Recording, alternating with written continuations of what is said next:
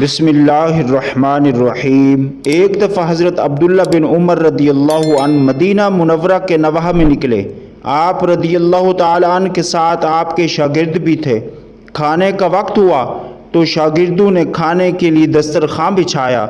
اتنے میں پاس سے ایک چرواہا گزرا اور اس نے سلام کیا تو حضرت عبداللہ بن عمر رضی اللہ عنہ نے فرمایا، آؤ بھائی تم بھی کھانے میں شریک ہو جاؤ۔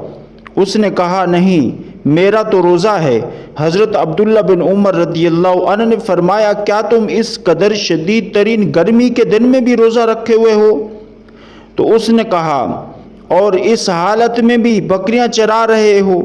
پھر اس کے بعد اس چرواہے نے جواب دیا، اس نے کہا، بخدا میں ان ایام سے حصہ وصول کر رہا ہوں۔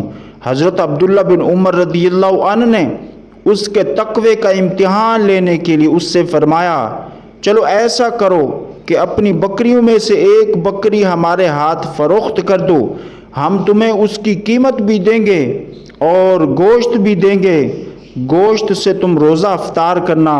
اس چرواہے نے عرض کیا کہ ان بکریوں میں سے کوئی ایک بھی میری نہیں ہے، بلکہ یہ سب بکریاں میرے مالک کی ہیں، میرے آقا کی ہیں، یعنی جس کا میں غلام ہوں اس کی ہیں۔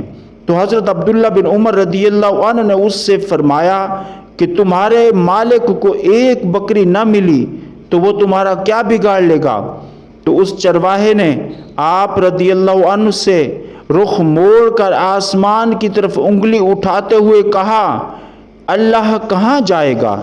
یعنی اللہ کا فیصلہ کہاں جائے گا؟ اللہ بھی تو دیکھ رہا ہے۔ اس چرواہے کی بات سن کر حضرت عبداللہ بن عمر رضی اللہ عنہ بھی پر ایک عجیب سی کیفیت طاری ہو گئی، اور آپ بار بار چرواہے کی بات کرتے رہے کہ دیکھو چرواہا کیا کہہ رہا ہے، اللہ کہاں جائے گا؟